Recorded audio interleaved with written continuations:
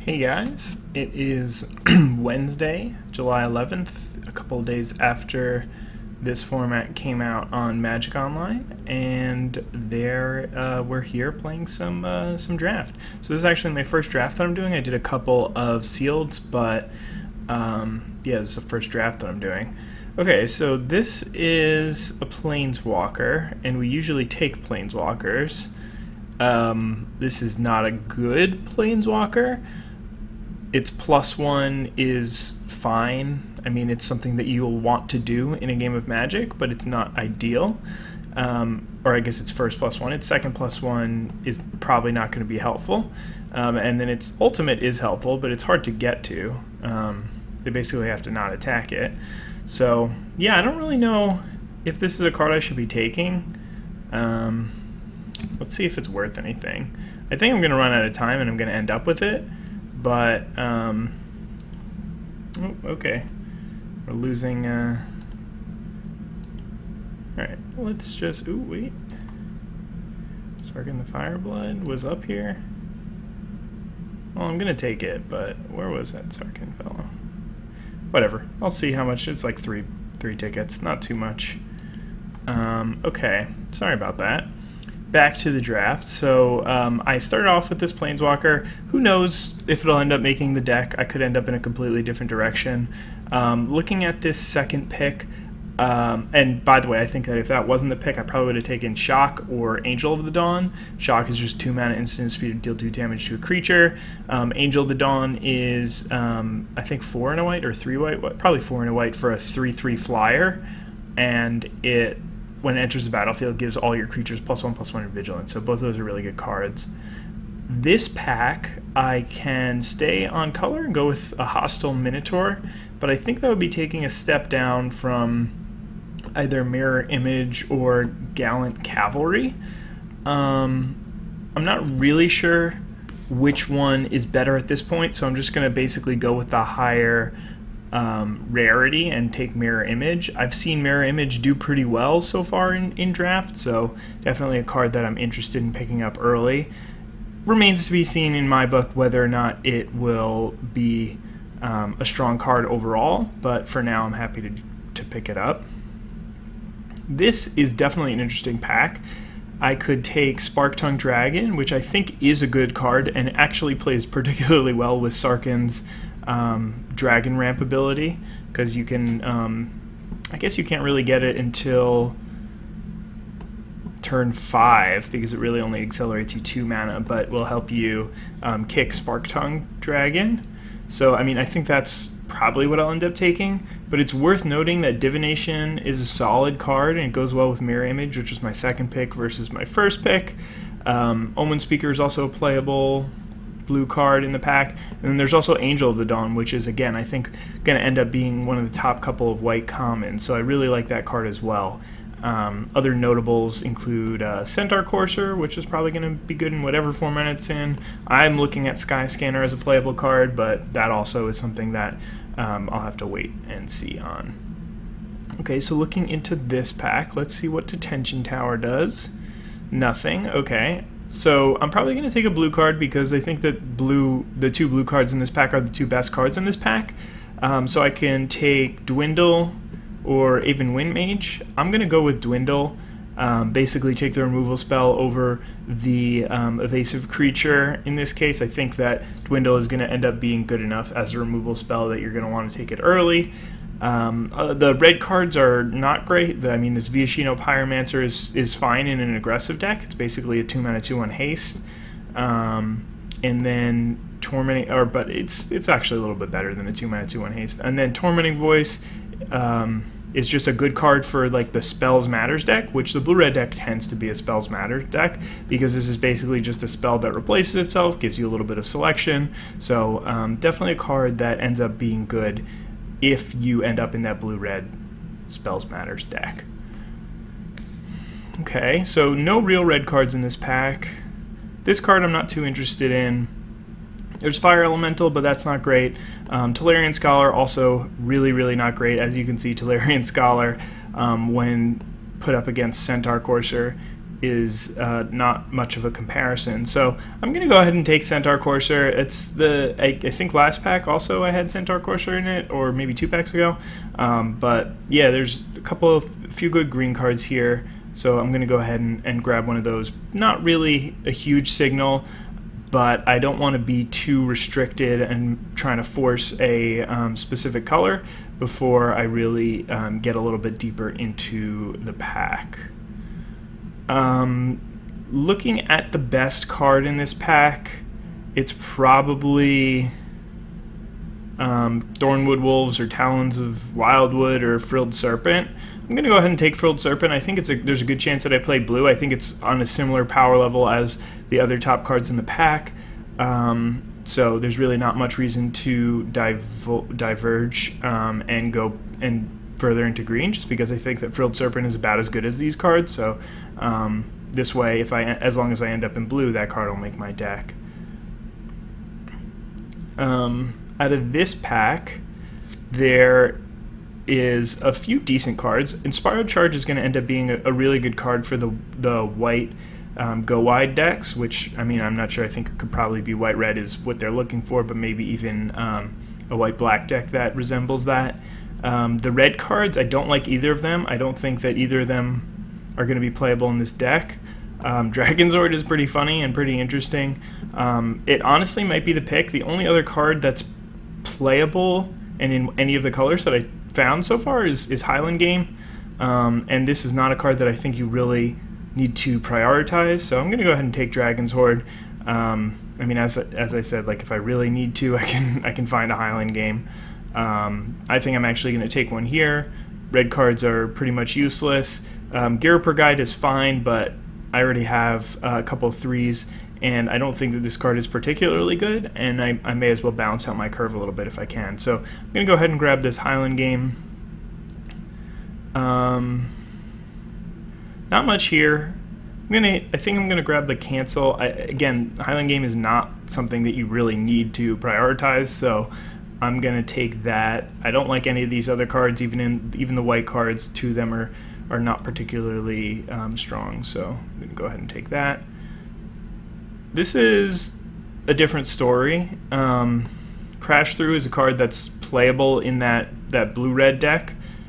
Or it's not good, but you could use it. Titanic Growth tends to be, or is going to be, a good card in whatever green deck you play it in. I'm not interested in doing one with the machine stuff. If I'm going to go ahead and take the Titanic Growth, even if I end up in blue-red, my blue-red deck doesn't really look like a blue-red spells deck, so I'd rather take the green card. And I think I get pretty rewarded here by finding a Centaur Courser. I'm really not sure what direction blue-green wants to be, but I mean, I honestly could also just take this Omen Speaker. That is a pretty strong card to be coming around this late, and I do have a bunch of 3s ready, but I like Centaur Courser a step above Omen Speaker. I'll take this Tormenting Voice. I don't think I'm going to play any of these cards. I already have a Cancel, otherwise I'd grab that. Root Snare could be a sideboard card, but I don't think I'll really need it.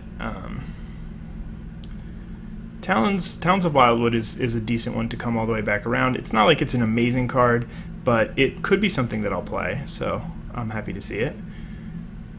Out of this pack, there are some decent ones. Nothing great, unfortunately. I think this is the best card, but I would have to splash for it, which might not be a problem, given that I could just pick up like a Submerged Boneyard or 2 or something like that, but it's also not a perfect splash. I mean, it's just a 4-mana creature that tends to wall them off. It doesn't have like an incredible impact on the board when it comes down. When it comes to actual creatures, there's or like actual cards in my colors, there's Snapping Drake and Colossal Dreadmaw are the 2 best cards. Dreadmaw is just like big beefy thing on the top of the curve that I'll want. Snapping Drake is just always good in these kind of decks, especially if I end up with more like Wall of Mist, Omen Speaker type thing. It's good to have an aggressive beatdown plan, or not an aggressive plan, but more of a long-term plan to actually kill them, and Snapping Drake tends to be part of that. So I'm going to go ahead and grab Snapping Drake here. Another Angel of the Dawn. I could have had like 6 of those by now. I mean, I think there were 3, but still. Out of this pack, there's really not much. There is Salvager of Secrets, but I don't think blue-green is the best location for that card. And then there's this random artifact. There's this Artifact Matters card that I don't like. I'm going to take Declare Dominance. I'm still unsure about this card. It's been good for me so far, but I don't really have... I mean, I guess it's good on Centaur Courser, but yeah, I mean, I'll grab this Declare Dominance, and hopefully it'll be good for me. Hopefully I can find good spots within games to actually get my opponents with it. Okay, this is an awesome pack. I just want to take like 2 or 3 cards out of it. So this one says, look at the top 7 cards of your library. You may put a creature card from among them onto the battlefield, put the rest on the bottom of your library. Whenever a creature is put onto the battlefield this way, it deals damage equal to its power to target creature an opponent controls. Okay, so that's actually just a very good card, especially if I end up in a big blue-green deck. That's something that I really want access to, because that you can just, I mean, even if you just grab Snapping Drake out of that, because it's not like they fight, it just shoots another creature. So then you just basically play 7 mana, find an evasive flying creature, and shoot down one of their blockers. But this Arcane Encyclopedia is just something that I'm so interested in, and as much as I want to try this card out and see like how broken it is, it also costs 7 mana. Man, I don't know which one of these to take. I want the card advantage. I'm going to take Invocation. I really, really wish I could take that card, but I think that Invocation is just going to be an amazing card in this deck. I think that it's exactly what this deck wants at the top end. And it's just one card. It's a card that gets you back into a game that you were losing, because you can just play this card. It comes down, gets a decent sized threat. I mean, with looking at 7 cards, you'll probably have the choice of 2 or 3 creatures. So I think it's worth it. I'm planning on filling out the top of my curve quite a bit. So hopefully that'll end up working out for me. Right now I'm going to take this Elvish Rejuvenator. This will allow me to ramp a little bit, and I think that that's sort of what I'm going to want to end up doing in this deck. My other options are just this random 2/2 who can hold off the ground early, maybe get in for a few points of damage. I could take this Gargoyle Sentinel, which is sort of like the Snapping Drake role, but it actually does a pretty good job blocking at the beginning of the game. It's just pretty expensive in the late game, or one of these counter spells. But I think I'm going to go ahead and take the Rejuvenator here. Okay, so definitely some good options here. I can go for another Frilled Sea Serpent. At the top of the curve, I can grab another Snapping Drake, which I first pick from this pack, or I can take a Divination just to help me churn through my deck a little bit more. I'm going to grab Divination. I think that both Snapping Drake and Frilled Sea Serpent are things that I'll be able to fill out by the end of the draft. I think that I'll be able to find 4 drops. Hopefully between Frilled Sea Serpent and Colossal Dreadmaw, I'll be able to get a couple of big 6 drops. But Divination is a card that I might not see. There aren't too many card advantage spells, and I don't really have much in the way of that yet, so I want to pick one up now. Alright, Thornwood Wolves is definitely a fine card here. Totally Lost as a consideration. This is something that gives me instant speed interaction, which I don't have any of. I honestly don't have much interaction with my opponent's creatures at all. So definitely something that maybe I'll be able to pick one up a little bit later. The mana cost hopefully won't be such a big deal with this kind of deck, because I already do have a couple of ramp spells.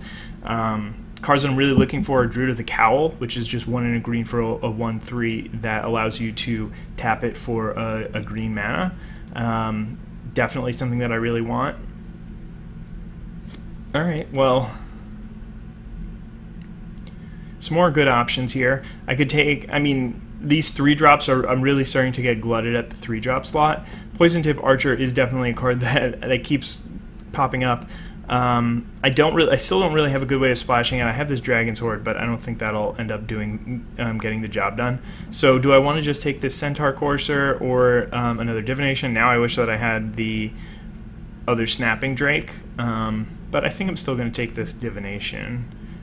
I'm really getting glutted on the 3 drop slot, which is not ideal, but I think that the the card is valuable enough better to take than something else. All right, so not much here. Blanchard Armor is not really a card that I'm interested in at all, so I'll just take this Root Snare for the sideboard. I think it's good against my opponents who are going to be playing Inspired Charge, so that's definitely something to look out for.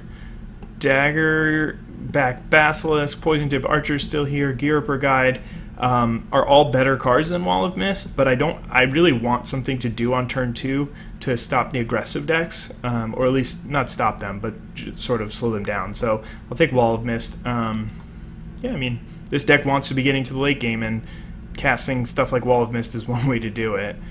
Not interested in any of these cards. I'll just take Cancel. If the game goes really, really long, then maybe I'll play a second one on the sideboard. I'll take Totally Lost over Highland Game. I mentioned the upsides for Totally Lost before. Highland Game is just a 2-drop that I can include in the deck. It's nothing crazy. I really don't need a third Cancel, but whatever. Naturalize is a fine sideboard card. Honestly, could be main deckable in this format. I'll take the second Totally Lost, put it in the main deck, but I don't plan on playing it. Ghost Form is fine. I took out this Talons of Wildwood. My deck is not looking like a Talons of Wildwood deck. Maybe it'll end up... Actually, I'm going to leave it in. Just because I do have a couple of big creatures and Centaur Coursers early on. I have this Thornwood Wolves, which is pretty big. So there's a chance that I end up playing it. This pack has some things that I kind of want, but nothing that I really... I mean, it does have stuff that I need, but it doesn't have the stuff at the power level that I want.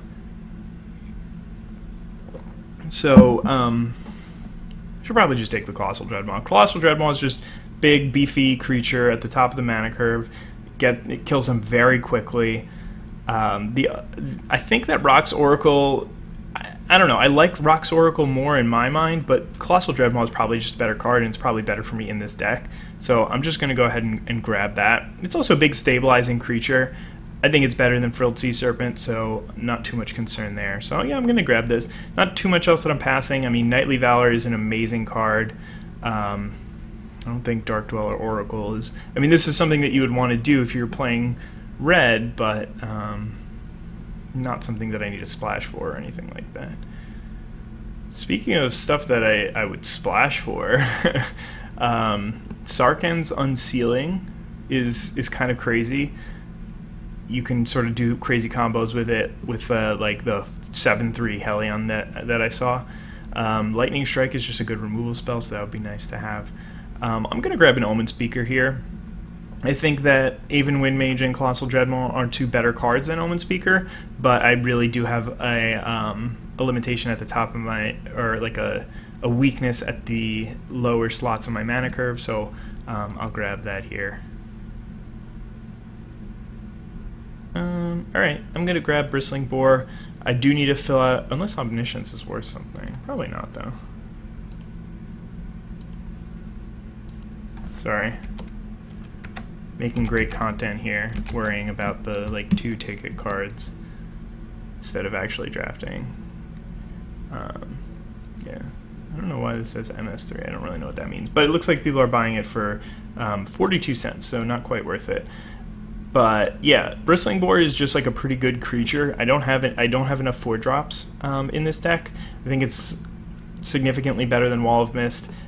Even Windmage might be just about as good as it, but I also don't have too many instants and sorceries to pump it up, so this is closer to a Windrake than it might be in other decks. But yeah, I mean, I think Bristling Boar is a fine card. I don't have too many 4s, so happy to grab that here. Druid of the Cowl, my man. This is exactly the card that I've been wanting to see. I even mentioned it earlier. I saw Divination, and I was a little bit happy, but then a little bit nervous, just because I'm really have too many 3s. But Druid of the Cowl is exactly what I wanted to see, so I'm going to take that and not look back. Not only is it a ramp spell, but like if my opponent's attacking me with 2/2s, then instead of, if I don't have to ramp that turn, then I can still block with it. It really is just a perfect card for this deck. Okay, so Chaos Wand. Target player exiles cards from the top of their library until they exile an instant or sorcery. I mean, that card seems really good. I don't think I'm going to take it. My other options are Dagger, Back, Basilisk, or Centaur Courser. Or Totally Lost, I guess, but I don't need a third one. I don't even really want a second one. I'm going to take this Centaur Courser. By the way, I don't think I'm playing this Dragon Sword. Not really a card that I like in this format. I mean, I don't know about the format specifically, but not really. I don't really want to play Manolith in this kind of deck, and that's all it is. So I'm going to take another Thornwood Wolves because I do want to fill out the top of my curve a little bit. Okay, this is interesting. This is an interesting choice. I can take my 74th Centaur Courser, or I can grab this Rock's Oracle that I kind of wanted earlier. Another Bristling Boar to fill out the 4-drop slot, which is again a decent card.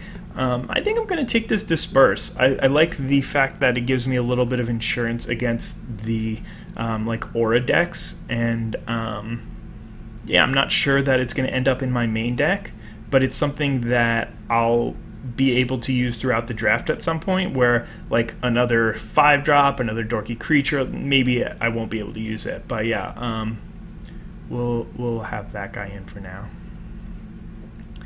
Surge Mare, you say? I mean, I like a few of these cards. I like Surge Mare, I like Rock's Oracle, Uncomfortable Chill, and Wall of Mist are all solid cards. This card you just want to be playing if you have 10 islands, because you really want to be playing it early on. And I'm not going to be playing 10 islands in this deck. It's probably going to be 9-8, and it honestly might be 9-8 in favor of green. So I don't really think that Surge Mare is a card that I can play. I didn't have enough time to think about this. Maybe I really wanted something else, though. Alright, well, now I can take a Frilled Sea Serpent or another Titanic Growth. I don't think that I'm really a Titanic Growth deck, so I'm just going to grab the Sea Serpent. Not sure I'm going to be playing all 3 of these 6-drops. I guess I can take another Manolith.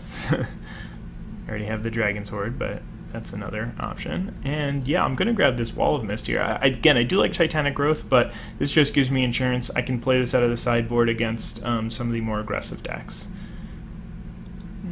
Not much here. So yeah, this deck is going to be interesting to build. I mean, how do you get a 15th pick Centaur Courser? That's crazy. Okay, I don't think that I want to be playing Surge Mare. I don't think I want to be playing Cancel. I do still like Mirror Image in this deck. I have enough decent-sized creatures that I think it'll be worth just grabbing. I can take out Talons, but man, that does look really good on like Frilled Serpent. Alright, so let's group these creatures separately. I think that I want to take out Talons. I do want to play Surge Mare, but I don't think that I can afford to. Cancel is a fine card, but I'm not really going to be able to do the blue very early on. Frilled Sea Serpent can go here.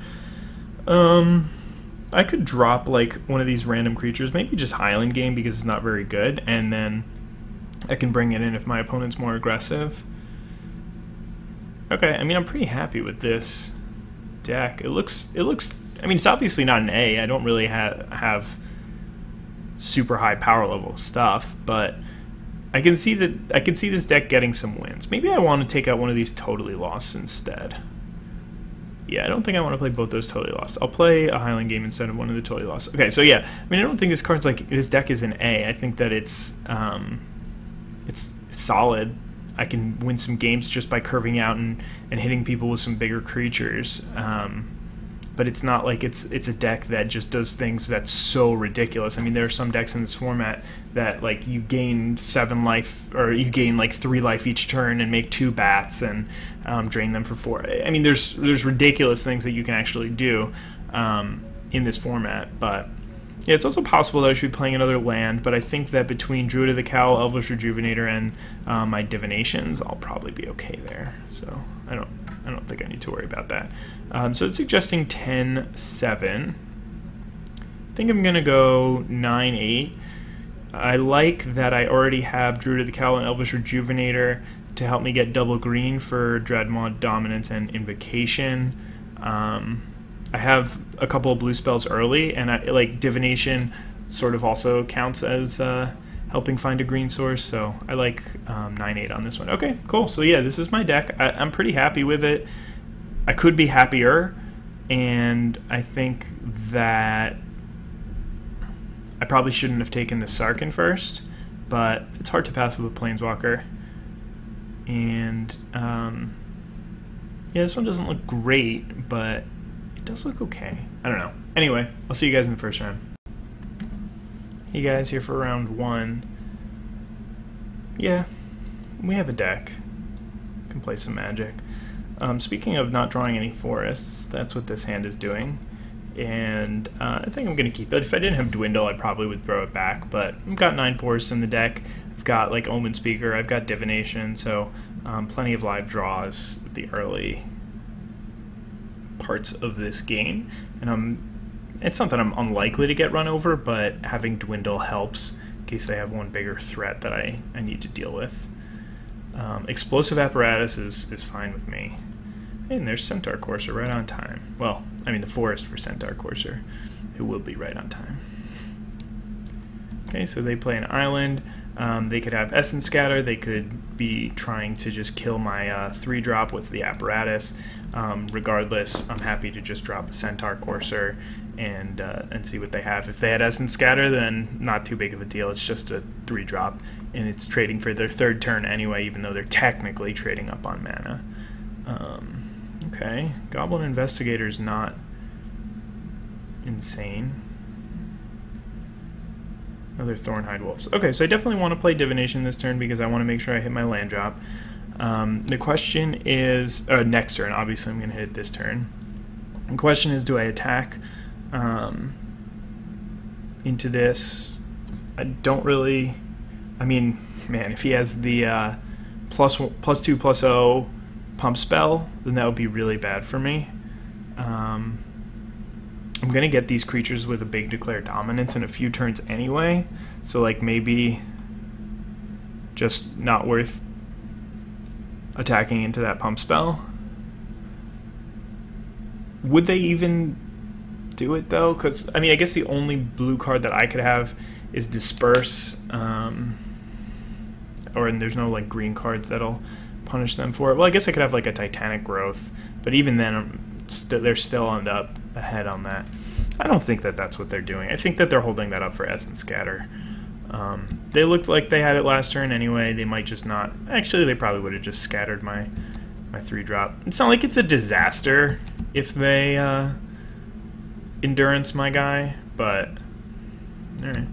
So it looks like they're just chumping, which was way better than I could have asked for, to be honest. I don't really know why that happened. Okay, so they just bounce my guy. This is a very bizarre turn. They basically... Oh, okay, so they bounce my guy, so they get rid of one of my cards. Well, I don't need all these islands. I don't need all these lands anymore. I only need to hit 5, but I guess Disperse sort of was like a recoil there, so that really wasn't too bad for me, but sort of a bizarre turn of events for them to just chump at 20. I would imagine that the card can do a little bit better work than that.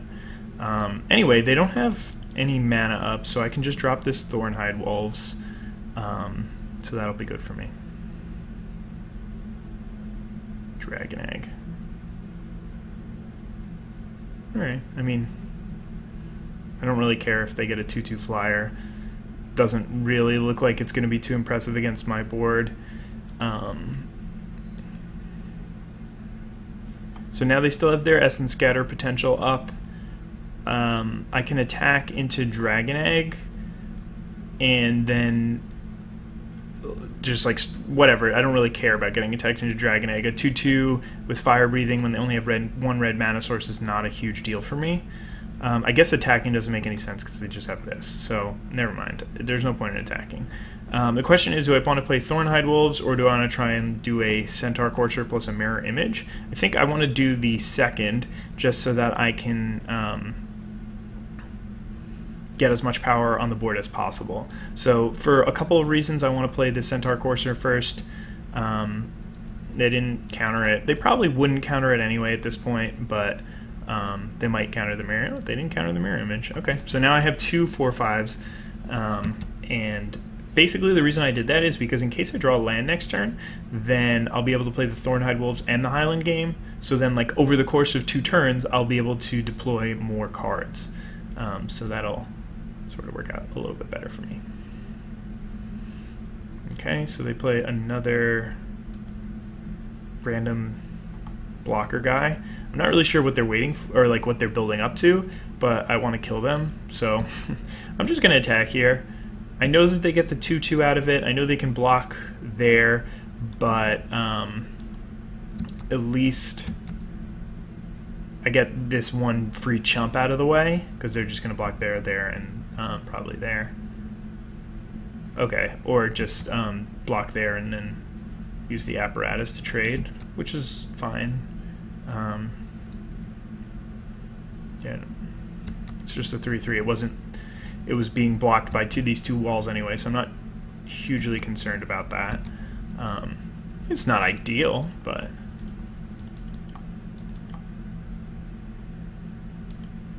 not a concern either. And also just getting the 1/1 off the board for Highland game to run rampant on my opponent is pretty nice.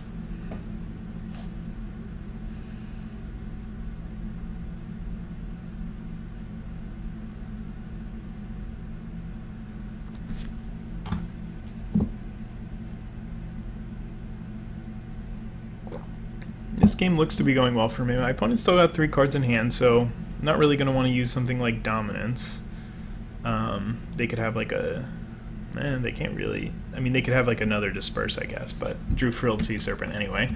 Yeah, so they hit me for 3, not a big deal. I still have a lot of good stuff to do. Hit him for 8 here. And this is setting up for lethal. I can Dominance like Highland game or even one of these and still hit them for 12 next turn. So hopefully they tap out. Is this like an Elder? No, it's just a Frilled Sea Serpent. Yeah, that's fine. I think it's worth... because like I am pretty far ahead here, but not so far ahead that I think that I can afford to like slow play it, because I could do something like just dwindle this, attack with everything. They obviously don't die, but I mean they're tapped out. I don't need to worry about them drawing anything ridiculous, so I'm just going to go ahead and play this card.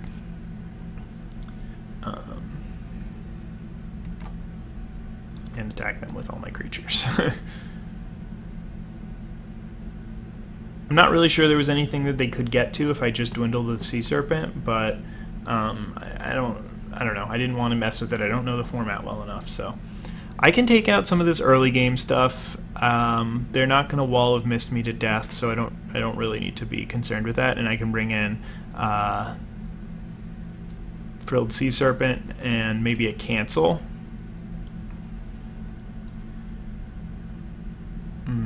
Maybe I can even take out Rejuvenator. No, I think I still want Rejuvenator, actually.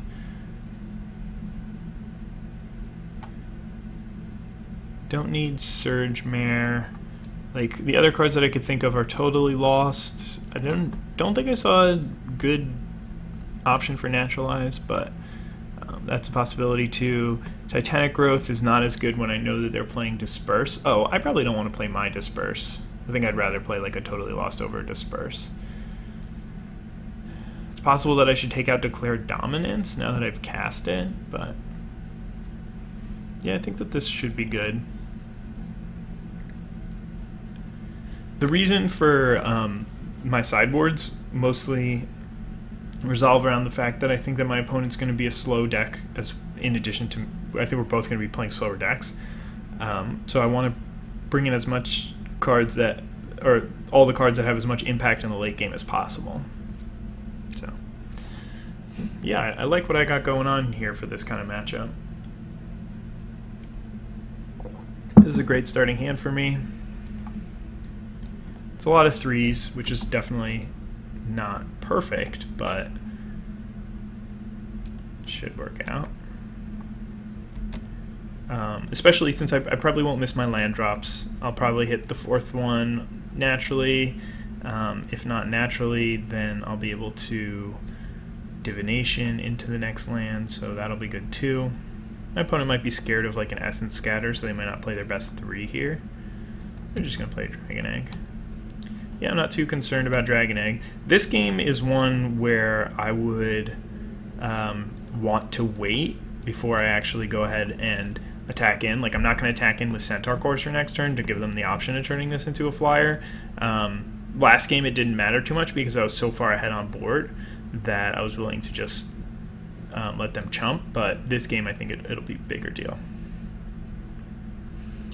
Okay, so they're sifting away. Sift is a really, really powerful card. It puts you up 2 cards, so definitely something that you want to be doing.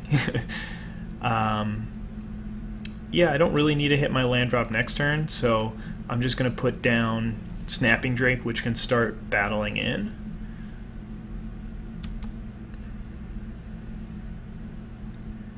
Hopefully I hit my land drop. I want to hit 6 on... I mean, I'm going to play Divination regardless, so it doesn't really matter. Oh, Explosive Apparatus is really good here. Gets rid of my Snapping Drake. I mean, it's not, like, particularly incredible, because all it really did was trade 4 for 4, but I think Snapping Drake could have been a really good one in this situation. So normally I like to maximize my mana, but this game I really want to hit all my land drops. So I'm gonna go ahead and Divination here, and leaving up Forest in case I hit land Druid of the Cowl. I didn't end up doing that. Actually missed on my land drop, which is pretty unfortunate because that was the reason why I didn't want to play the Bristling Boar. It doesn't do too much on this board anyway, and I really want to hit my land drops, but I did not hit my land drops. So now they're going to Divination to try and hit their land drops because they missed one last turn as well. So okay. So now I can Druid of the Cowl to try and sort of make up for that, or I can just play Bristling Boar, and then... No, I think I should just play Druid of the Cowl. Well, because then if I hit a land drop next turn, then I can hold up Cancel. I'm going to play Druid of the Cowl. There's a chance that they Essence Scatter it, which would be okay. I think I'd rather them Essence Scatter Druid of the Cowl than a Frilled Sea Serpent in a few turns. It's not like I'm not getting to the late game. I mean, it would take a lot for them to just crush me and end this game on the spot. But okay, so they're going to disperse my Druid of the Cowl, which is annoying because now I'm going to have to discard.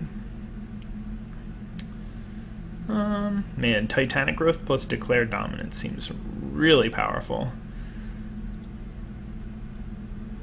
I think that I'm going to want to get rid of Cancel here,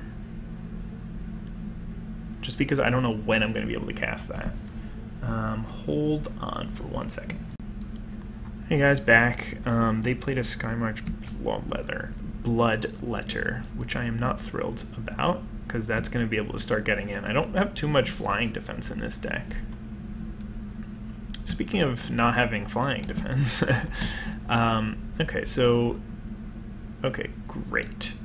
I can now just play Declare Dominance and kill these two, which would have been pretty big thorns in my side, I think. They're going to be attacking every turn for the rest of the game, so this is my last chance to actually get those creatures with Declare Dominance. I could have hit one with a Dwindle and played Druid of the Cowl. I mean, I probably should have thought about the play a little bit more, but this just lines up so well. I don't even have to kill their Dragon Egg because I can just put the last points of damage on the Wall of Mist. So, yeah, this works out really well for me. So we have the Bloodletter, then the Wind Mage, and the Wall of Mist. My Centaur Courser doesn't die, so it's a straight up 2 for 1. Yeah, really just ideal situation. I got rid of their 2 most valuable creatures right here, and didn't have to lose anything on my side. So I like that option. There's a Sea Serpent for them.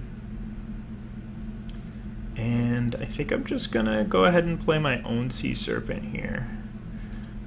This gives me the option to mirror image it next turn and still play a 3 or 4 drop. I can dwindle their thing if they make it unblockable and attack and like make that their turn, and then still play mirror image on mine.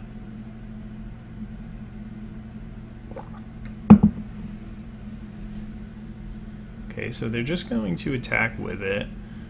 I'm going to double block. I don't really see a reason not to. They might have like explosive apparatus post-combat or shock or something like that, but this way forces them to actually have a straight-up removal spell. Like, let's see, what if they have the -3? Yeah, even if they have the -3/-3 thing, that doesn't really cut it. So they have to have a removal spell for this, and then they get this for free. But they would have just killed this if they had a removal spell for it. So I think it's just going to be some sort of combat trick. I hope it's not one that kills both my creatures, but I can't really think of one that does. I mean, they could have like Disperse, but they've already played a Disperse this game. I'd be shocked if they were playing multiple Disperses in their deck. So they're going to play Electrify so that they get to kill the Sea Serpent, but even that, I still get to keep my Centaur Courser, so it's a really big 2-for-1 for me. Definitely a good trade-off.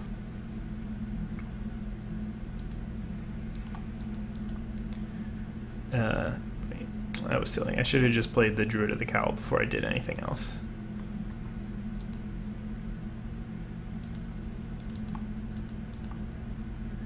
Anyway, I'm not attacking this turn. I don't have too much to be gained by doing so. Unfortunately, Mirror Image has lost his friend, the Frilled Sea Serpent, to copy, so I'm stuck on one of those. So in that sense, it was pretty good for my opponent to be able to hit both, or use that 2-for-1. They have a Rise from the Grave. That's okay, though. Again, I have Dwindle, so I can get that going. Omen Speaker's a good one. So I could play I could play Mirror Image copying the Bristling Boar. It's not a terrible option, but I want to see this first. Yeah, I was just gonna say I want to see this first so that I can hopefully plan around that and find something even better for Mirror Image to copy.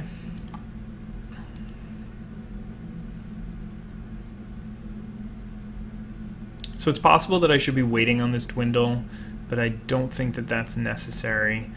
I think at this point it might be worth trying to start getting in with my creatures. Yeah, I'm going to do that. I'm going to start attacking.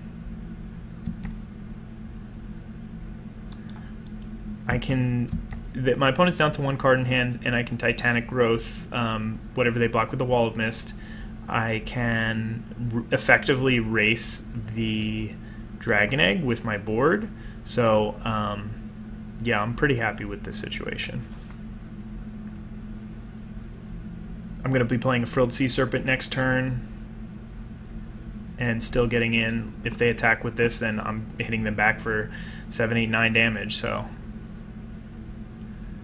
Ugh, that is absolutely devastating. One of the better cards that they could draw here in Psychic Symbiont. Not only does it refill them, it gets rid of what would have been one of my better plays, and also provides them with an evasive creature and a blocker for my my 2 cheaper creatures next turn.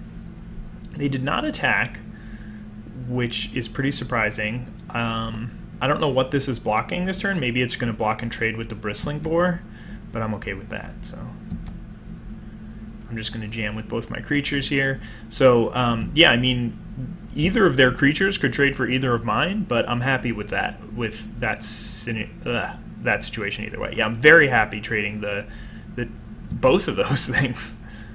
That's shocking. It really is shocking. They'd want to trade a 3/3 for a 3/3. Yeah, again, I just... The reason why it's so confusing is because we're both at a similar life total. I have a very slight advantage with 2 power on the board now. Oh, really? Their last card was Essence Scatter. Oh, man. That's rough. Either way, I think that they would be in a much better shape if they had kept their Symbiont alive. But Walking Corpse effectively means that I can't attack now, so we're both in a top-decking situation. I'm going to play my lands out here. I have another Divination in deck, which could cause me to want to play out my lands. I have... they could have like a Fell Spectre or something that will force me to discard a land. Oof. Yeah, they're definitely getting some good draws here off the top of the deck. Horizon Scholar is going to be tough. What'd they do? They put 2 cards on the bottom, so nothing too concerning there. I have a bunch of turns to get out of this. Hopefully drawing like Vivian's Invocation, or like Divination into Vivian's Invocation, with a creature big enough to take out Horizon Scholar. That would be pretty sweet. I have another, I have a Colossal Dreadmaw in the deck. I have another Frilled Sea Serpent, I think. Yeah. Alright, either way, Centaur Courser is not a great draw. I definitely need an answer to this Horizon Scholar and need it quick. Not really sure. I don't have too many answers to it. That was one problem with... That's definitely a problem with this deck, is I don't have good flyers. Ravenous Harpy is a good one on their part. They can now sacrifice the Frilled Sea Serpent for some value. Oh yeah, this was my second Frilled Sea Serpent, so I did draw both of those. I knew that I had drawn both of them.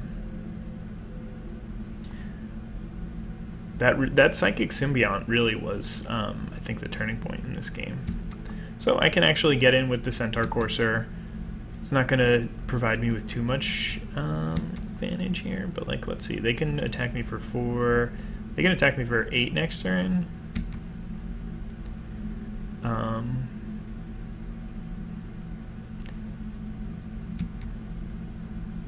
And yeah, so I'm basically on a 2-turn clock here. Actually, just officially on a 2-turn clock. So if I want to get my invocation out, now is the time. Not sure what else I can really draw, and at this point I'm not even sure how much that helps me, because I need an answer to both of their flying creatures for next turn. Well, I guess technically I don't. Well, Island is not going to, or Forest is not going to do it. Definitely didn't get good draws at the end of that game, but man, they have just such a powerful top end. Turning point in that game, number 1, I guess, was that Disperse, where I threw away this Cancel. I probably should have just gotten rid of the Titanic Growth. I just had some delusions of grandeur of being able to declare dominance and Titanic Growth in the same turn, but that was probably a mistake.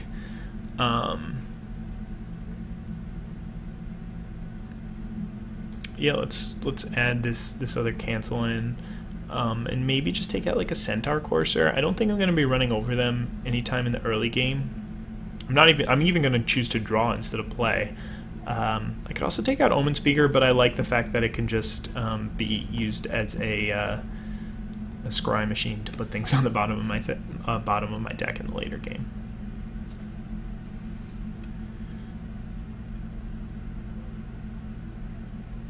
But yeah, this is a matchup that's going to come down to turn 10, or not even turn 15, turn 20. So this is definitely a game where you want to draw instead of play.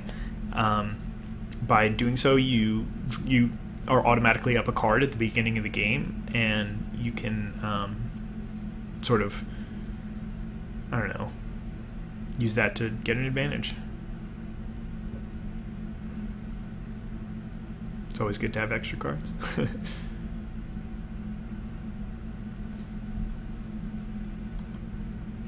But yeah, I know, let's see, like, what flying, I mean, I have very, very little flying defense. I can use these Totally Lost, which buy me a turn.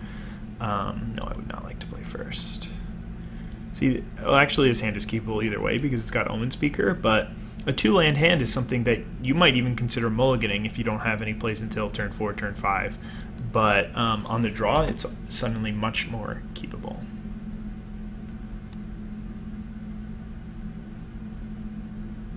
Okay, so they're going to start with the Apparatus, which, I don't know, I mean, it worked out really well last game where I was able to take out that Snapping Drake, but the game before it was extremely unimpressive.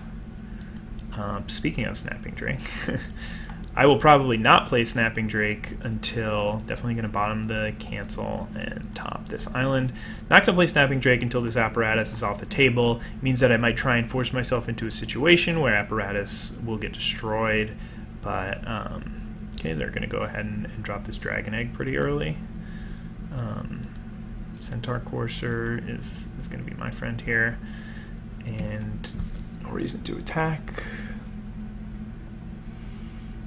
So yeah, I'm really looking to draw some lands. Ravenous Harpy. Ugh. So they're going to be able to get rid of that Dragon Egg regardless. That'll put a clock on me for sure. So I still don't really want to play Snapping Drake, so I think what I'm going to do is just pass the turn.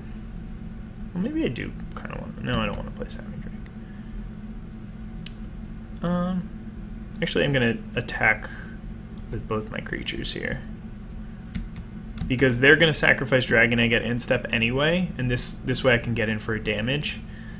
Because they were going to chump the Centaur Courser. They probably shouldn't block Ravenous Harpy here in case I have Titanic Growth, because this is a much more valuable creature for them, but it's not like it's an egregious error on their part or anything like that. And they can't sacrifice two things to block, to deal 3 damage to the Omen Speaker. So it's not a huge deal either way. And none of my creatures can do any blocking next turn because their creatures fly. They've got the wings. All right, so yeah, I mean, I don't get to Snapping Drake this turn, but I do get to cancel whatever they play, and I pretty much will cancel anything at this point. I can totally loss to get rid of the dragon. The Harpy is still going to be a concern, though. Well, talk about a thing to cancel. I mean, yeah, okay, so this just gets rid of him for good. Until they play Rise from the Grave next turn, I suppose, but... It's still not like this is a huge boon for me. I mean, there's no way that they meant to do that, right? I mean, there is a way, because, like, they have been playing strangely, but... Anyway, I'm just going to attack with my Centaur Courser and hope that they trade the dragon for it. Man, why would they possibly do that? Like, this is just bizarre. Like, I guess if they have Rise from... They just... What? Weird plays. They could have traded for my Centaur Courser, but they chose to get 1 counter on the Harpy instead. Well, hopefully I don't get Rise from the Grave into Nico Bolost.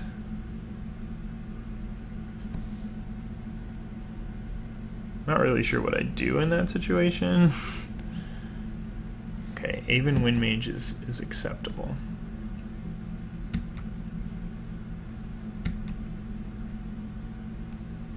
Alright, at this point, I think I just want to spend my mana this turn. Man, my opponent is really just trying to manufacture a way that I lose this game, right? What's happening? Are they trying to sacrifice this? Because you can't sacrifice it to its own ability, but I feel like you still want to draw the 1/2 flyer next turn. It's got to be better than the average draw in your deck, so I think that they got bailed out there.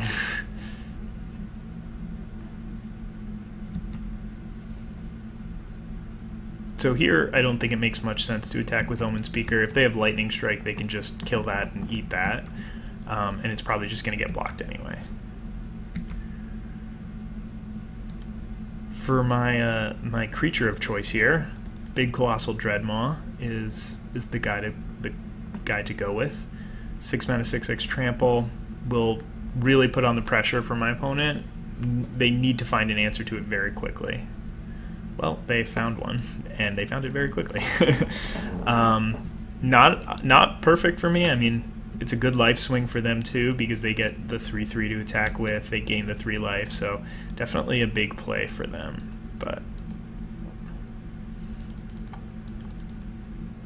So I even clicked on the island to play it, but I don't want to play it this turn because I know that they have that that 3/3, so I'd prefer not to lose my Snapping Drake if they do drop that next turn.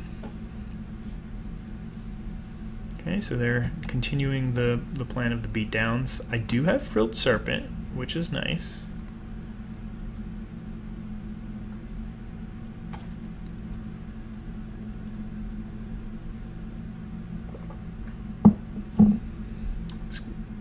Yeah. Well, there's the Rise from the Grave. I knew it was a possibility, but I was just hoping that I could hold out a little bit longer. Okay, I can still jam with Frilled Sea Serpent, but now my opponent is certainly favored to win this one. They're on 6 mana.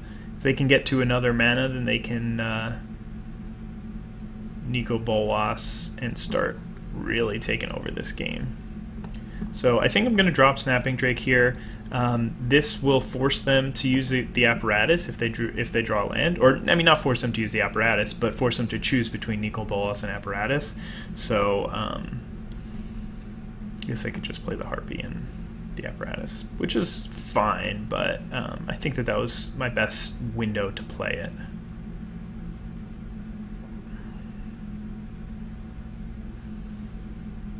Okay, so if they don't attack with Nico Bolas, then I can use this Frilled Sea Serpent to get in.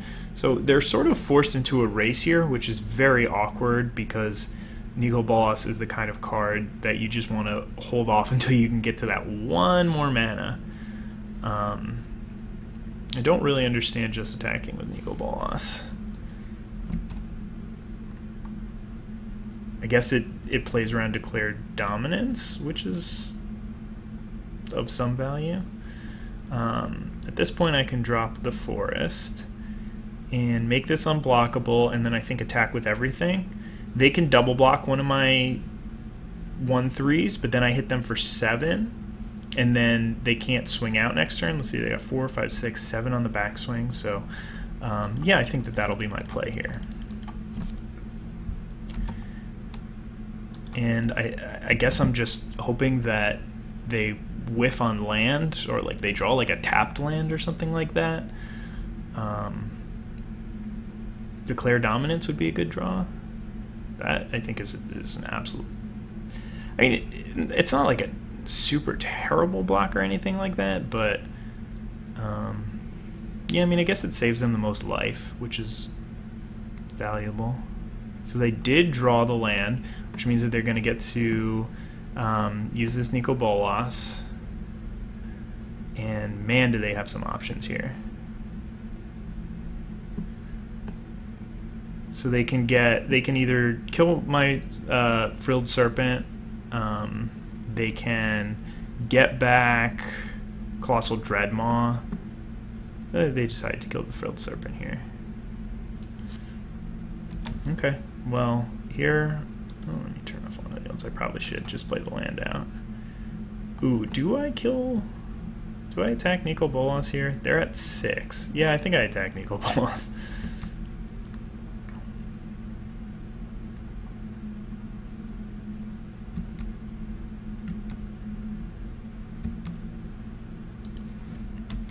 So like their play last turn sort of maximized the amount of life that they can save. Man, just draw 2. Oh, that is good. And it's a +2. Man. I need like a totally lost. You need more cards? Ugh, brutal. Yeah, if they had drawn that instead of the other one a couple of turns back, that would have been very crucial. But yeah, I don't really see any way that I make it back in this one.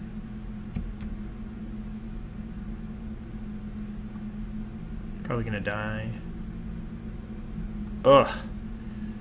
These lands, my man.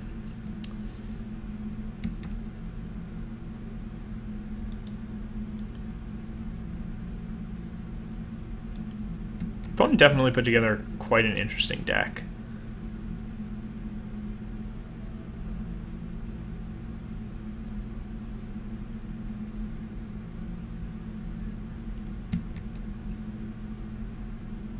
They really want, I mean, they really had a good game plan in mind, which is just pretty much at every single turn throughout this game, they've tried to make sure that they're playing for the long game. They had a much better late game than me. I'm playing dorky creatures. They're playing enters the battlefield, discard, you discard a card, I draw a card. They're playing Nicol Bolas, the Arisen. So they're really, their goal was just to make sure that the game went as long as possible, even at the cost of giving up some value here and there. So yeah, I mean, it's interesting decisions, but it's hard to argue with the results here.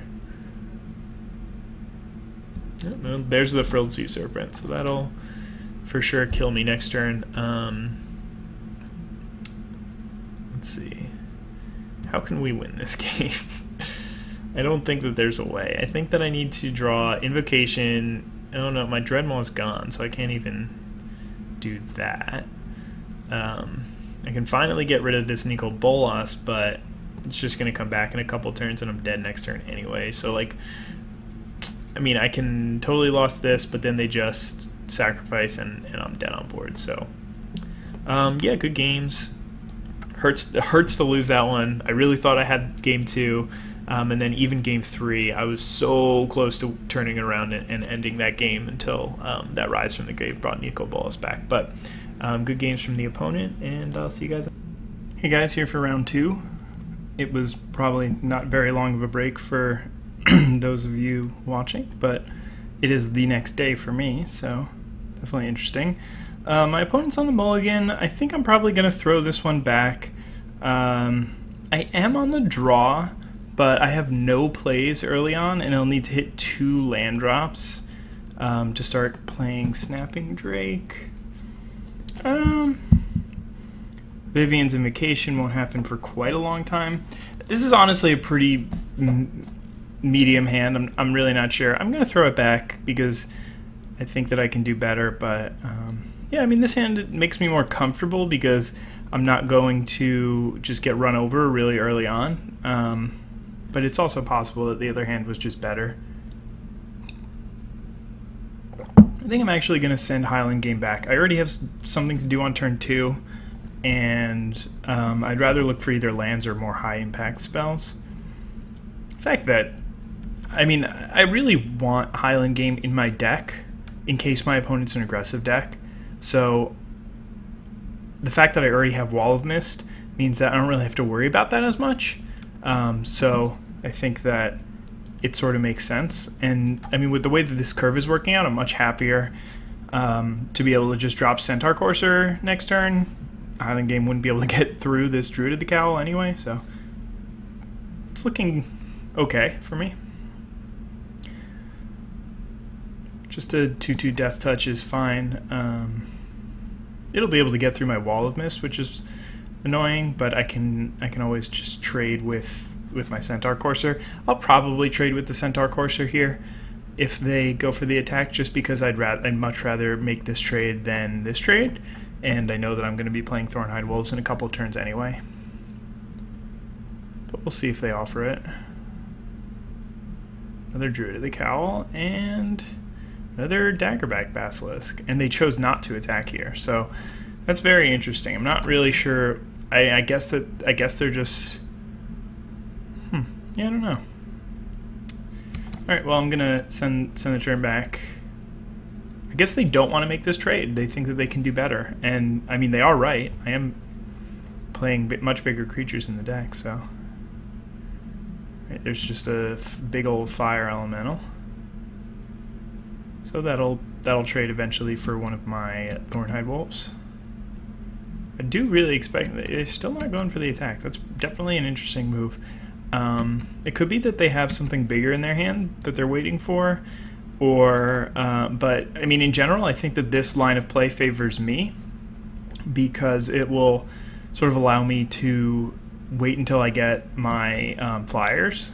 Although I guess I might only have Snapping Drake as a flyer. Let me double check. Yeah, Snapping Drake is my only flyer. Frilled Sea Serpent also sort of counts in this scenario because it can just get through. That seems like it was a mistake. on their part. I think that they expected Electrify to kill Thornwood Wolves there, maybe thinking it was a 5-4, not a 4-5. Either way, that worked out quite well for me. I'm going to go ahead and just drop Thornwood Wolves again, I think. Yeah, I think so. There's no card that, I mean, I guess Snapping Drake is a card that I'm looking for to draw, but other than that, I'm glad just passing the turns back and forth for a little bit. Untitled Ogre is a big creature. So yeah, I mean, the opponents get a pretty comparable board to me. I have a little bit going on in my hand, which is nice, but nothing too impressive, so I'm just going to go ahead and trade off.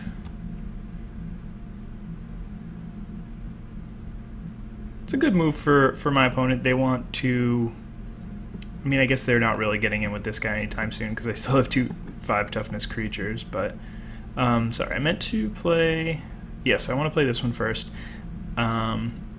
Definitely important to play this thing before you play the Omen Speaker, otherwise you scry something to the top and then you're like, wait, I'm gonna get rid of that card in a second anyway.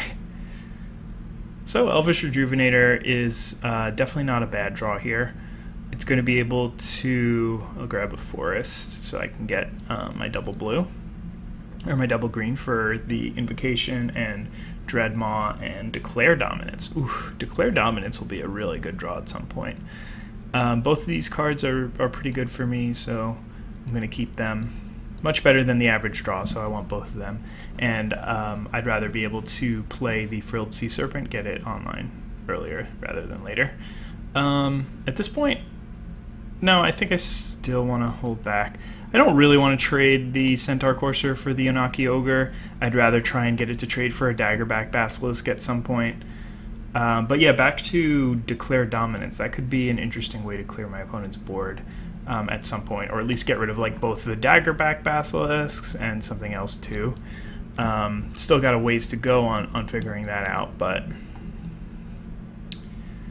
yeah, I bet my opponent has some sort of dragon in their deck, because Catalyst Elemental is definitely a bit of a question mark in general, but it could be interesting if you can go from 4 to 6 early on in the game.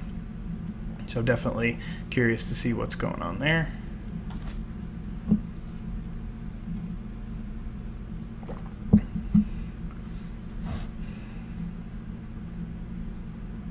Oh man, this is something big. This Hungering Hydra.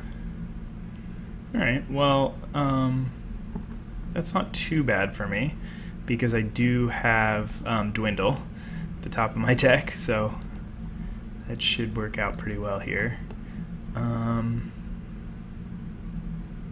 Yep, okay.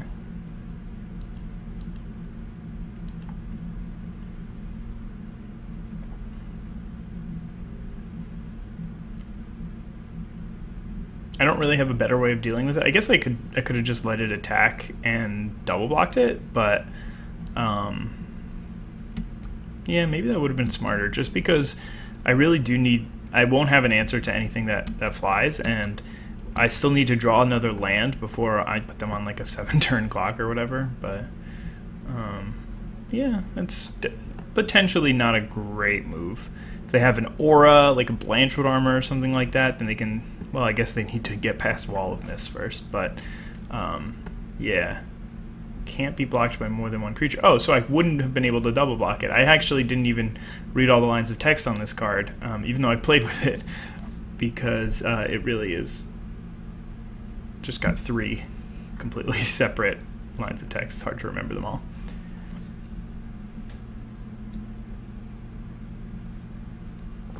Alright, so they're going to go with a Rabid Bite, and I think that I'm willing to trade my Disperse here. So I'm just going to go ahead and bounce the Basilisk. They're just going to be able to replay it, but it's essentially trading my Disperse for the Rabid Bite, which is a good result for me, because the Sea Serpent right now is my ticket to winning the game. It might take a really long time for that to happen, but it looks like a good strategy here. So that was definitely fortunate that they happened to draw Rabid Bite this turn. If they drew it in a couple of turns when I go and make my Sea Serpent unblockable, or like right now, I'm going to just make my Sea Serpent unblockable and send him in, then they would have been able to just kill it the next turn.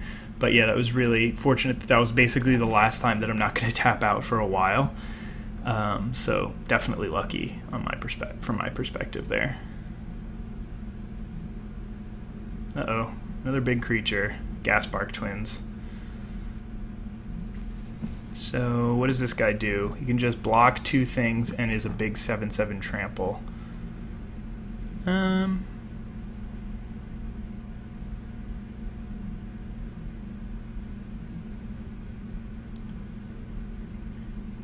So I'm tempted to just hold back here, have them send this in, and then give it a nice double block with Courser and Thornwood Wolves.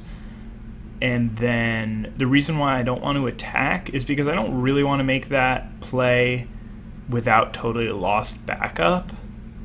But they do have no cards in hand, so maybe it's more reasonable. Alright, I'm going to send in one more turn here.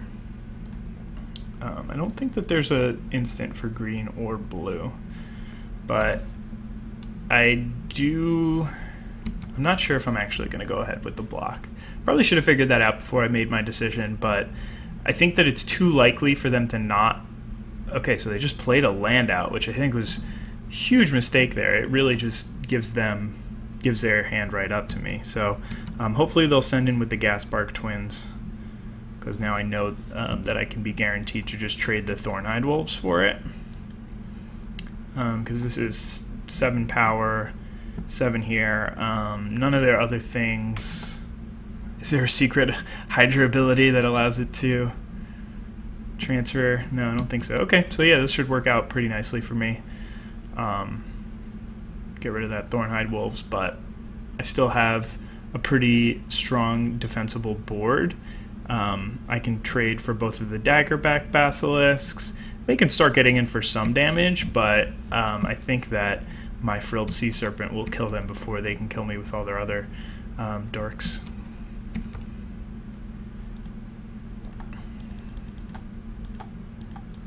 Alright, Frilled Sea Serpent's continuing its assault on my opponent's life total. They're now going to be down to 8. 2 more turns away from ending this game. So yeah, if my opponent goes for a big attack, I'll probably trade for the Daggerback. Well, maybe I'll just trade for the Onaki Ogre. No, the Onaki Ogre I can actually block with Wall of Mist, but I can't block this with Wall of Mist. So, okay, that's pretty much what I expected. I'm gonna go ahead and just make the pretty standard blocks here,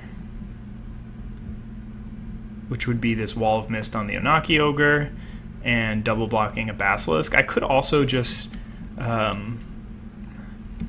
and then of course I'm going to trade the Centaur Courser, which I wanted to do on turn 3 and I still want to do. I could also double block the Onaki Ogre with the Rejuvenator and Omen Speaker and trade those 2 for this, or I can trade those 2 for this. I think that I just want to do it this way, but it's possible that I just want to get rid of the 4-power creature. Yeah, actually, I'm going to take that back. I want to get rid of the 4-power creature because there are some 4-power creature matters things.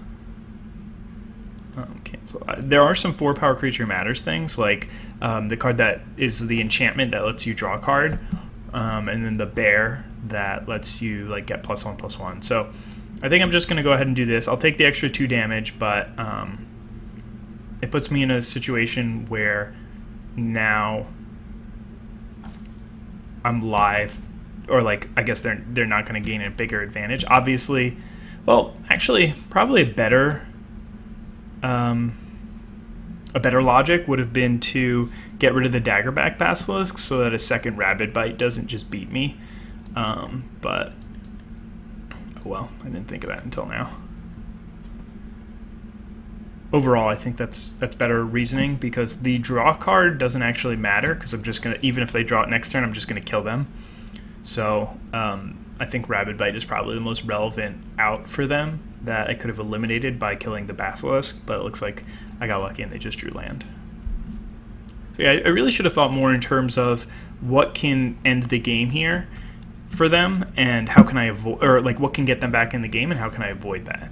So I think that I made an error there, just in trying to figure out what was important, and I just thought of something random that wasn't important and would have no impact on the game. So definitely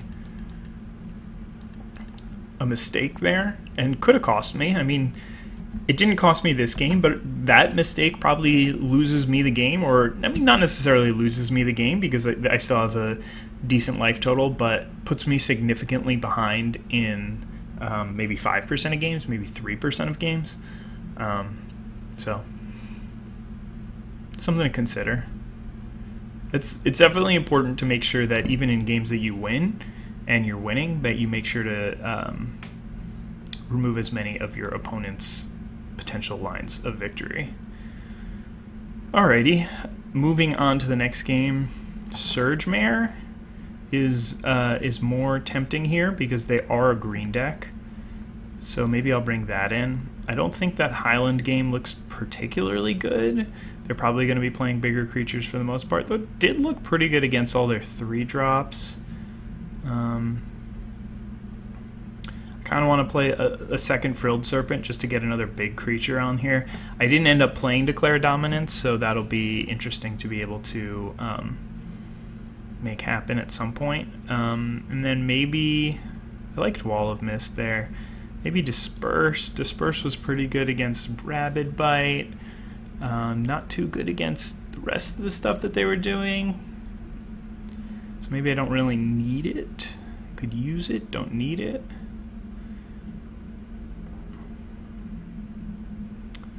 What are my other cards, other options? I mean, I could take out like Omen Speaker, but I do think that that's a pretty solid card. I don't have to play the Surge Mare, but I just like the ability to just bypass some of their creatures and maybe get some loots in, which I do think is valuable. So, Druid of the Cowl is obviously not cuttable. Yeah, maybe, no, I don't think I want to cut Wall of Mist against a deck that's playing Onaki Ogre.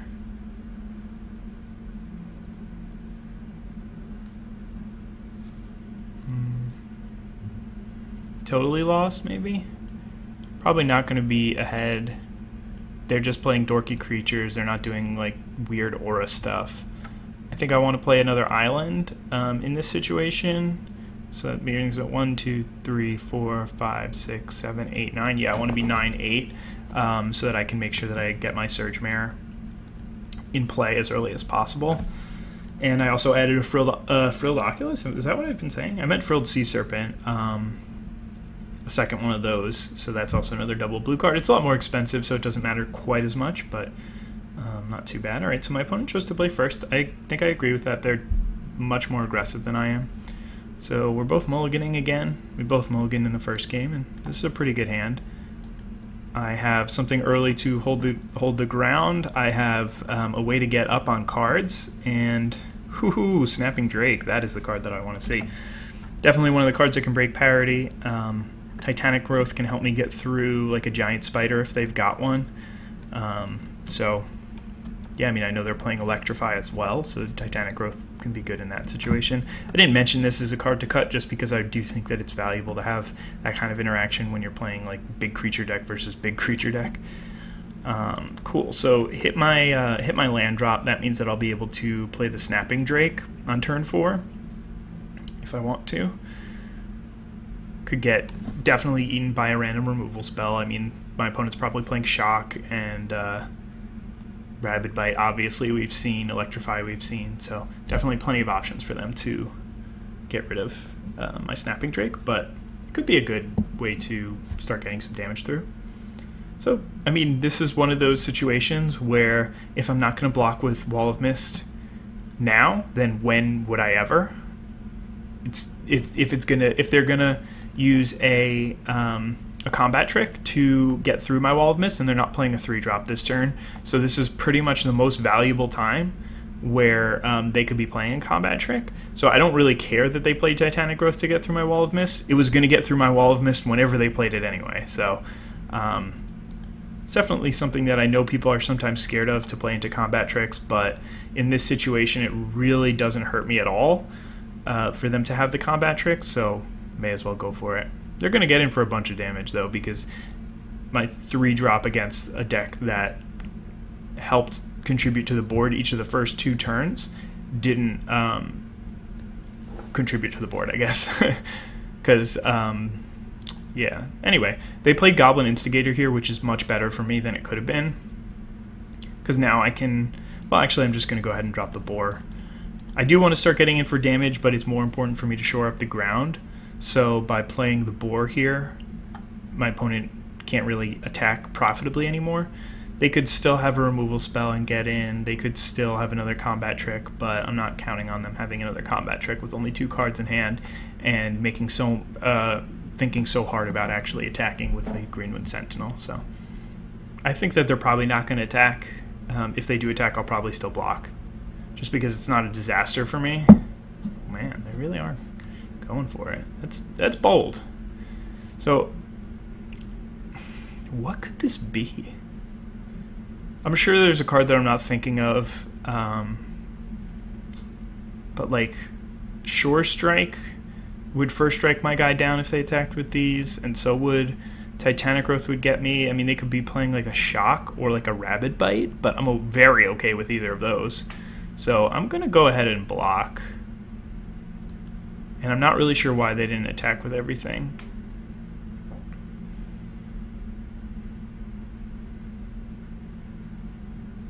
I mean, okay. Yeah, the reason why I reacted that way is because if they were going to electrify my creature, then they could have just done that pre-combat, hit me for 4. But waiting until blocks is, I don't know, whatever. It's not as good for them, but doesn't harm me, so I'm really fine with it. So now I'm going to get to play my Snapping Drake. It's nice that I drew Mirror Image, because I'll be able to play it and Elvish Rejuvenator next turn. Hopefully being able to copy another Snapping Drake. If they get rid of my Snapping Drake, then I can still copy the Rejuvenator. In this situation, I'm not going to block. Obviously not going to trade my flyer for their 2/2, but even if they attacked with the other guys, this Snapping Drake is a lot more valuable to me than any of these creatures plus a combat trick. So I'm going to first attack, because if they waited on one of their removal spells, then I'll be able to Titanic Growth. So I just want to get the damage through first. And then the order that I play these is actually pretty important. So I want to play the Rejuvenator first, so because if they were very bold and they waited on their removal spell for me to play Mirror Image, then oh, I want this card so actually would kill for any of these cards right now. Would have been some nice draws. But anyway, my point is that I can at least as a backup copy the Rejuvenator if they kill my Snapping Drake. Okay. The other argument is that maybe I play the Mirror Image first so that I can save my Snapping Drake from a removal spell. The only one that I can think of off the top of my head that really gets me is Plummet, because that's just a straight up removal spell. The rest of them are just like damage-based removal spells. Well, let's see what they got here for 6 mana. Big Hungering Hydra. Not too big of a deal.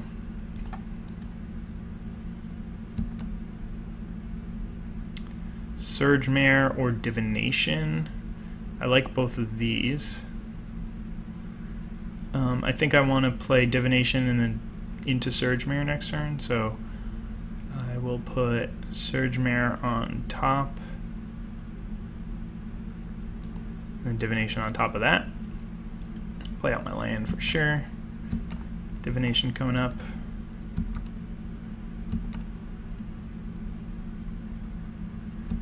And I really have them on a pretty good clock here.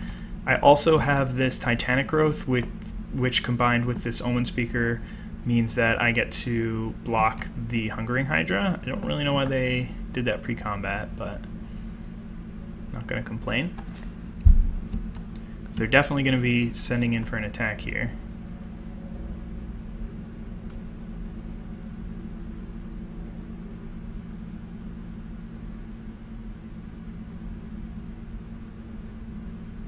So the temptation here is to just trade this 1-1 for this 1-1. Reason being because then,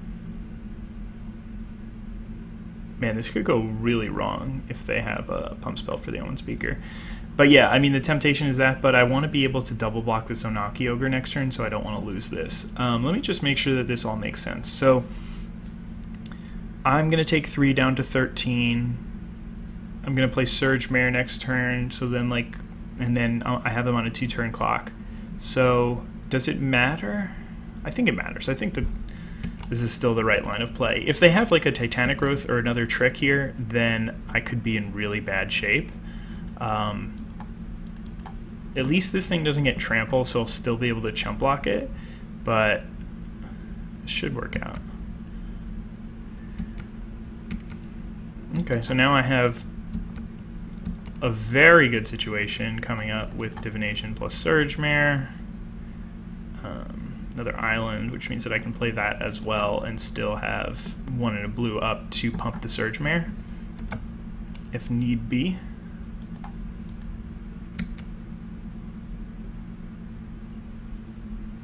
And then my opponent has 1 turn to draw an answer to one of my Snapping Drakes. Well, they drew a Swamp, so this could be something. It could be playing like the Jund Dragon. That would be really good for them here.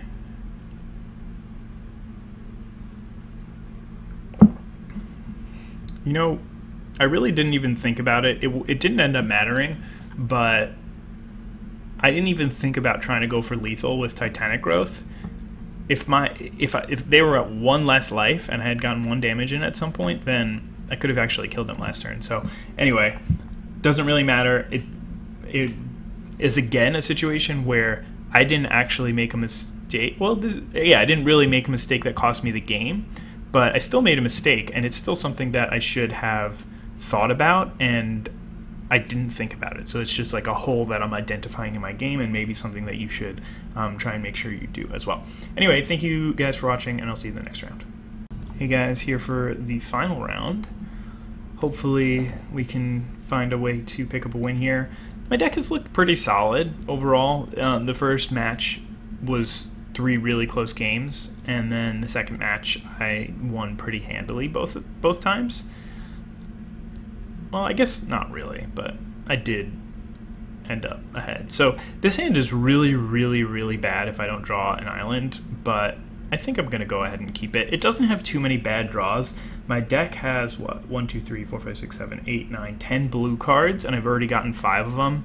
So as long as I'm drawing green spells or islands, then I'll probably be okay. Especially drawing that 3rd forest means that there's really a good chance for me to draw out of this, and pretty quickly.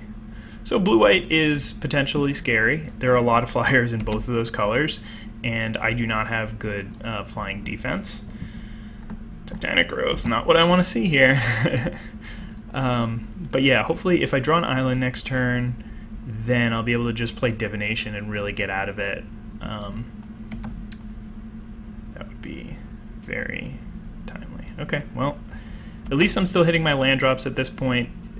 Definitely could go awry. Drew another blue spell, but I still think that this was a reasonable keep, especially considering that my opponent was going to be mulliganing and I probably wasn't going to have to come up with something quite so early on. Well, that is definitely unfortunate. In this situation, I think I'm just going to bin this Wall of Mist. It doesn't look like it'll be particularly good in this matchup, and I don't have an island to cast it anyway, so there we go. All right. They're going to send in with the Snapping Drake. And play a big old 5/5. Okay. This is going to hurt quite a bit. But I think I just got to take the 1 hit and then next turn try and Titanic Growth my Highland game to kill this. I'm 2 for winning myself, but that doesn't really matter. All that really matters is getting that thing off the table. If I draw an island, I can still play an Omen Speaker. Oh, brutal. I can still play an Omen Speaker and then have Titanic Growth as well. So the opponent's got 4 cards in hand. I feel like they're just going to play like Totally Lost here. Oh, no spell. I mean, they still could have Totally Lost, but that would... But my point is that I'm going to lose anyway. So there's really... like, I need to get this thing off the table, so I don't really have a choice here in my play. If they have Totally Lost, then they'll get me with it. If not, then I stand a chance.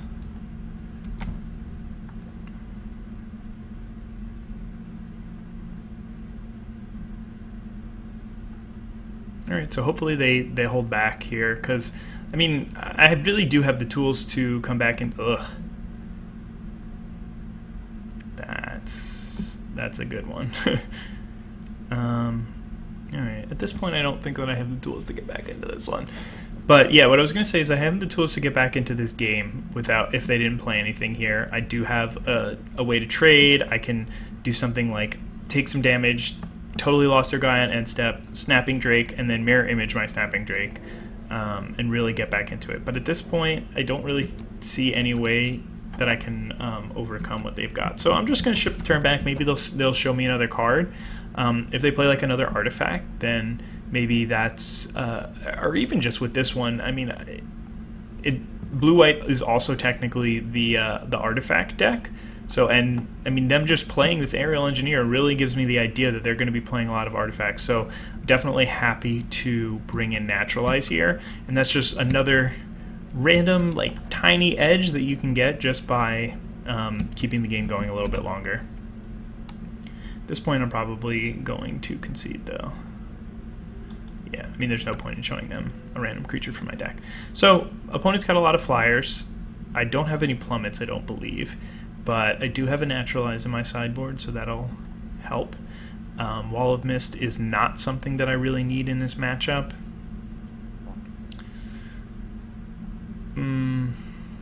It's possible that I want to do something like Centaur Courser, just like a early creature that I can play to try and get on the board and start beating them down, but I don't think that that's really exactly what I want. Highland Game might not be great here, but it is a 2-drop, and I still need 2-drops. I do think I want to keep Disperse in. 1 Totally Lost seems like the right amount. So, yeah, I don't love this matchup, and I don't love my sideboard options, but I think that this is really the best that I can do here. All right, well, this is a hand that has both colors of land, so it should do me pretty well. It would be nice to get a 3-drop creature to play instead of Divination, and play Divination a little bit later, but this will work too. Definitely will need to draw some non-lands, because I did already keep a land-heavy hand in 5 lands and +1 spell that really all it does is just draw what could be a couple of lands. So Omen Speaker is obviously a solid card no matter how you play it, but it's not something that I'm so scared to see. I do have a bunch of 3-powered creatures, so being able to play those will definitely help me turn the corner. Okay.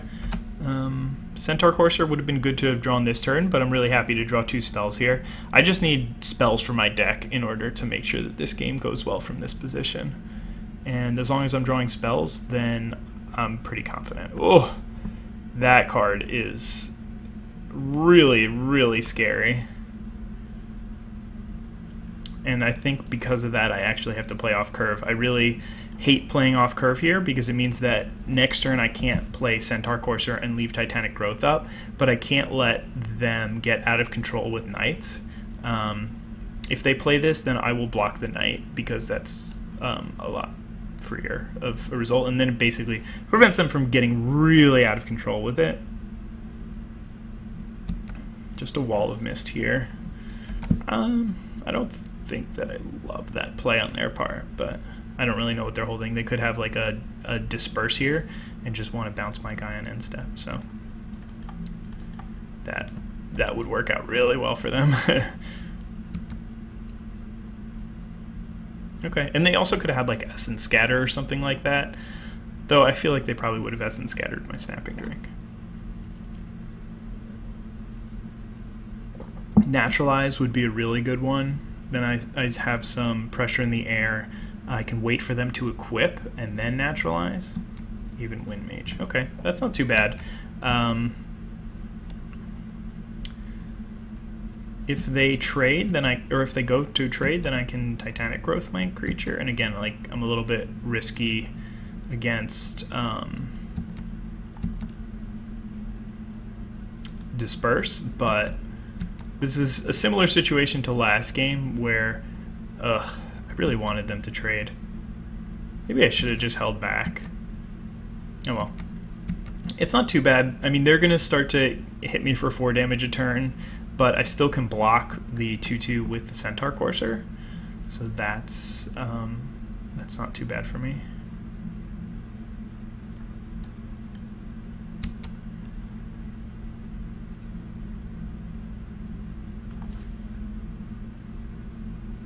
And I think as long as they have the sword out, I probably want to trade 4 damage for 3 damage, because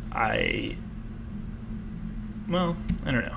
Because basically my logic there is they're going to win a super long game where they can just keep equipping sword and trading with my guys and stuff like that.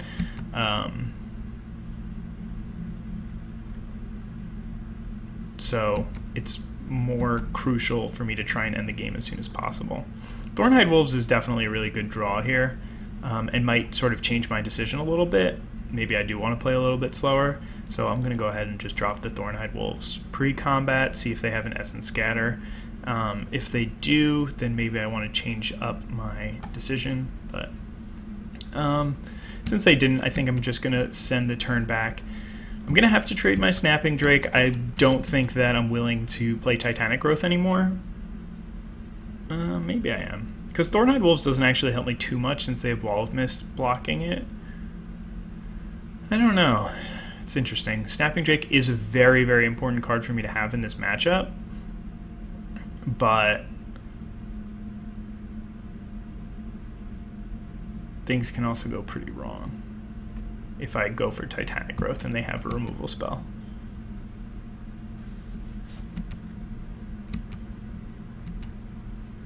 Yeah, I think that I'm just going to go for the trade and hope that they try and use some sort of removal spell.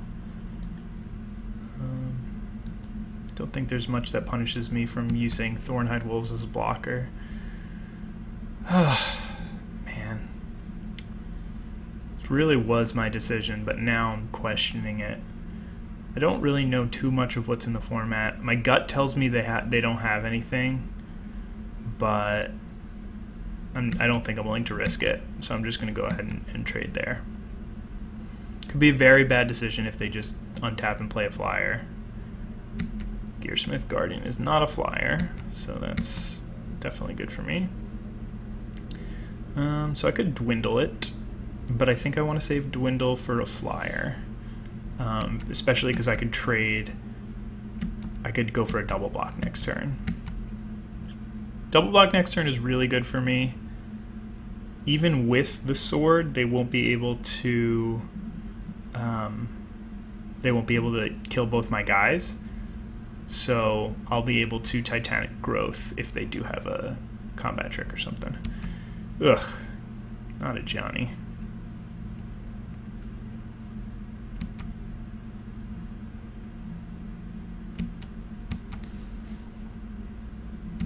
Ooh, so they're not going for an attack. Probably makes sense. Divination here. Naturalize is a good one. Normally I would want to just naturalize the sword, but I think I might be forced to naturalize this.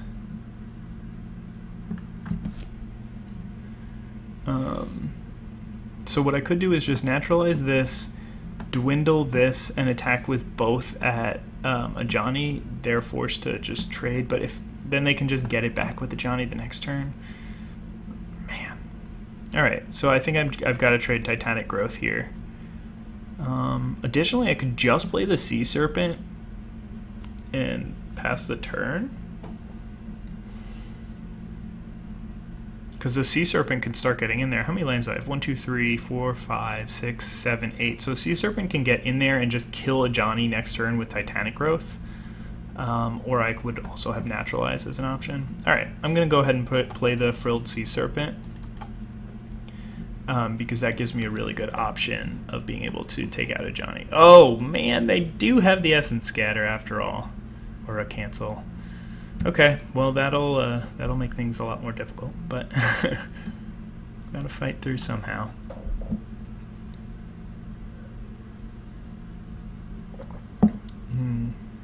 What's my route to victory? I guess Vivian's Invocation could be really good here. Get rid of Omen Speaker, and then I can naturalize Gearsmith's Guardian. But even then, I'll have to hit like a...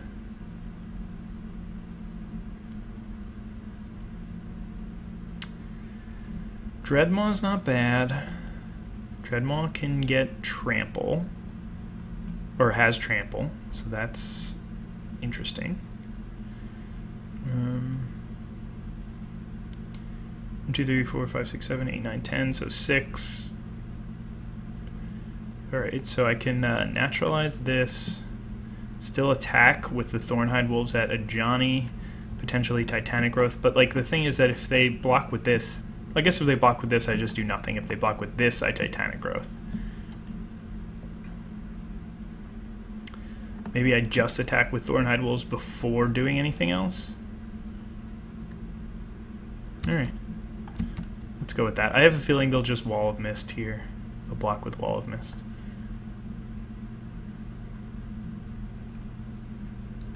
But I like this play, actually.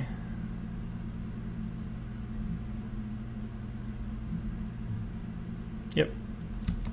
That's fine. That's mostly what I expected out of this situation. So this is actually interesting, because I could just attack next turn with Colossal Dreadmaw. If I don't naturalize, then maybe they just block with Gearsmith Guardian. Then I can naturalize and just take a Johnny out. They also have the option of just blocking with Omen Speaker, and then I can naturalize the Sword. Ugh, Dwindle. So now I have to naturalize Dwindle. Man, this is brutal.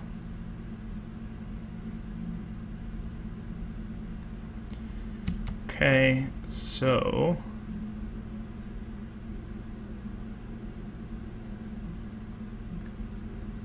what is my option?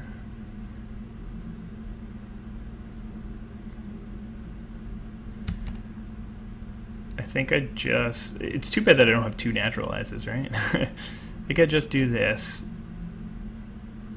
Take the 6. Hope that they have nothing in hand, and then go for an end step naturalize on Dwindle.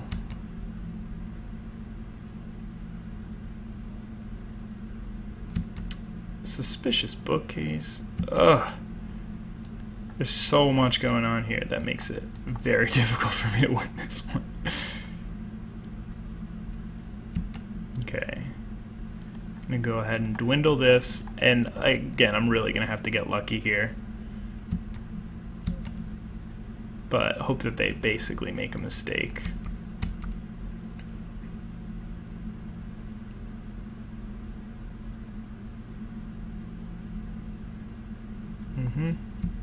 It's mostly what I expected.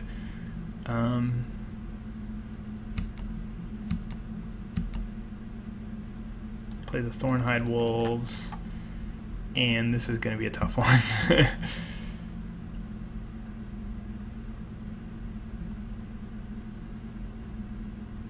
So they can obviously unblockable this, I guess.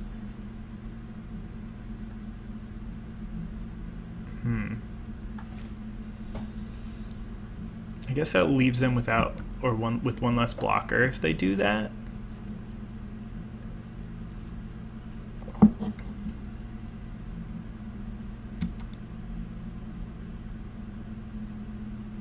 And maybe if I draw... Yeah, I don't think that I have an out. Maybe if I draw Declare Dominance? Because I can declare dominance plus Titanic Growth. That still won't get me to 15, right? That'll get me to 13 toughness, and they no longer have a... although 6, 10, 14... If I draw Declare Dominance, then I can just kill them.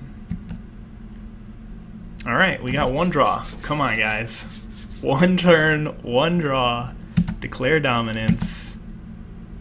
No, we got an Omen Speaker. That would have been so epic, because I would have been able to hit them for 6, 10, 14, plus then Titanic Growth that, and hit them for 18 damage. But looks like gonna come up a little bit short here. Alright, definitely conceding. I mean, my opponent had a much better deck than me. It's for sure nothing to be ashamed about to lose to two opponents who had better decks than you. But man, Declare Dominance would have been such a sweet top deck there. But either way, not exactly what I wanted. I don't love the 1 win 2 losses, but it's my first draft, and definitely I don't think things went perfectly for me. Here, let me pull up the deck just in case anybody forgot. I don't think things went perfectly for me. I didn't end up drawing or opening up too much in terms of synergy. This deck really did not have much synergy. I didn't get any of the blue-green gold card. Those guys would have gone a long way in this deck. I probably would have been able to shift it a little bit from playing like Wall of Mist and Highland Game and stuff like that to getting that extra Centaur Courser in and really trying to be an aggressive deck. It's possible that I should have been playing Surge Mare from the beginning, but again, I didn't really like the commitment on the mana. So, I mean, not too upset or not too surprised that I didn't win so many games with this deck. But anyway, thank you guys for watching. Hope you enjoyed the video anyway, and have a wonderful day. Bye.